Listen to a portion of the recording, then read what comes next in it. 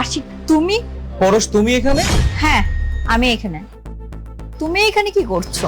আমি তো এই অফিসে। নিশ্চয়ই অফিসের পিয়ন বা দারোয়ান, রাইট? হ্যাঁ ওরকমটাই। সেটাই হবার কথা। তোমার বাবা তো পিয়ন ছিল, অবশ্যই পিয়নের ছেলে পিয়নই হবে। হ্যাঁ, এত বড় কোম্পানির তো মালিক হতে পারে না। আমি তোমাকে ছেড়ে এসেছি কেন তুমি জানো? কারণ তুমি একটা পিয়নের ছেলে ছিলে, তোমার ভবিষ্যৎ অন্ধকার ছিল, এই জন্য আমি তোমাকে ছেড়ে এসেছি। আমি জানতাম পিয়নের ছেলে পিয়নই হবে, আর আমি জেনে শুনে আমার লাইফটা নষ্ট করতে চাইনি। আর আমি যদি তোমাকে বিয়ে করতাম, আমার লাইফটা আমি নিজের হাতে নষ্ট করে ফেলতাম। ভালোই হয়েছে আমি তোমাকে বিয়ে করিনি। ওয়েল, আর আসলে তুমি যে ডিসিশনটা নিয়েছো খুবই ভালো নিয়েছো। আচ্ছা বাই দ্য ওয়ে, বলে না তো তুমি এখানে? আরে আমার হাজবেন্ড এত বড় অফিসের ম্যানেজার, আমি ওর সাথে দেখা করতে আসছি। ম্যানেজার? হ্যাঁ, এই অফিসের ম্যানেজার আমার হাজবেন্ড, আমি ওর সাথে দেখা করতে আসছি। তোমার হাজবেন্ডের নাম কি? আবির।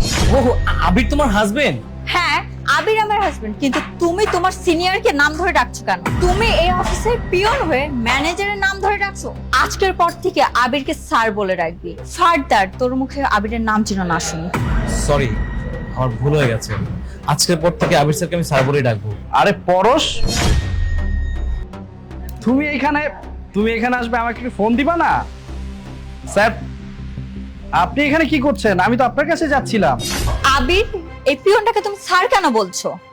আরে স্যারকে তো স্যার বলেই ডাকবো, উনি এই কোম্পানির মালিক। এই কথা জেনে খুব অবাক হচ্ছ তাই না? আরে শুরুতে আমিও খুব অবাক হচ্ছিলাম যখন আমি অফিসে ইন্টারভিউ দিতে আসি। স্যারকে দেখলে মনে হয় না উনি এত বড় একটা কোম্পানির মালিক। কি করে মনে হবে বলো? স্যার না জীবন অনেক কষ্ট করেছে। স্যারের বাবা একজন পিয়ন ছিলেন। পিয়নের ছেলেও যে বড় অফিসের মালিক হতে পারে এটা কেউ ভাবতে পারে না। আর সে অনেক ভালো একটা মনের মানুষ। স্যারের জীবনে না সুন্দর একটা গার্লফ্রেন্ড ছিল। সেই গার্লফ্রেন্ডটা স্যারকে ছেড়ে চলে গিয়েছে। কেন গেছে জানো? স্যারে নাকি পিয়নের ছেলে, উনি নাকি জীবনে কিছুই করতে পারবে না, এর জন্য ওই মেয়েটা স্যারকে ছেড়ে চলে গিয়েছে। দেখো ভাগ্যের কি নির্মম পরিহাস।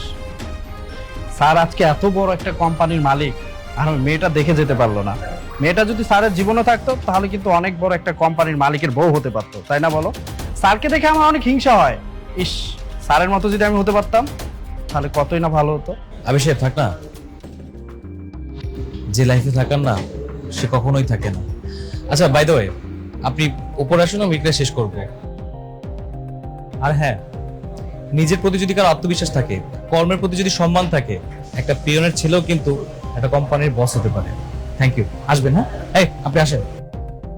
পরশ তুমি তাহলে থাকো, আমি মিটিংটা সেরে বাসায় যাচ্ছি, তোমাকে ফোন দিব, কেমন?